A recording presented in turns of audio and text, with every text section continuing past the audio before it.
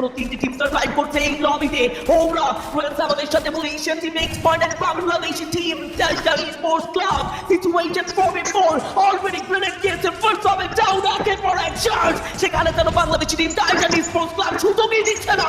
Come on this up, আরো একটা grenade, আরো একটা সিচুয়েশন পুরোপুরি ভাবে দুটো ডাউন করে ফেলা।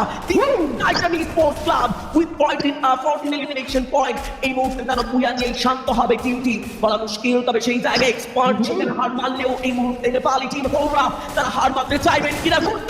সামান্য স্নাইপার শট, সিচুয়েশন জানো পুরোপুরি বাংলাদেশি টিমের হাতেই রয়েছে। বুধু রয়েছেন একেবারে ফ্রন্ট লাইনে, দুজন প্লেয়ারকে অবস্থান করতে দেখছিলাম। সেখানে রয়েছে আমাদের সেই হোরা স্পোর্টসের অ্যাথলেটরা, যেখানে এক্সপার্ট স্টেশনে নিয়ে সার্ভাইভ করতে। সেখানে বাংলাদেশি টিম টাইটান স্পোর্টস ক্লাবের কাছে রয়েছে একটা big opportunity. Already front damage Peter face করতে পারে। ব্লেড গিয়েছে শর্ট রেঞ্জে, চার্জ করার ট্রাই করছেন ব্লেড। কাম অন, সাবেজকে ডাউন দেওয়ার সুযোগ আছে।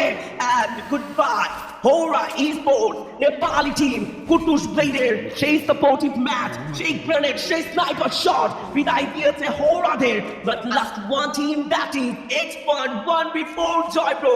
আমরা বুয়ার খুবই কাছাকাছি।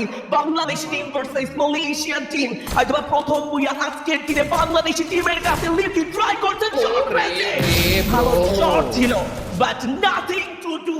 This is the Booyah, the Bangladeshi monster, Titan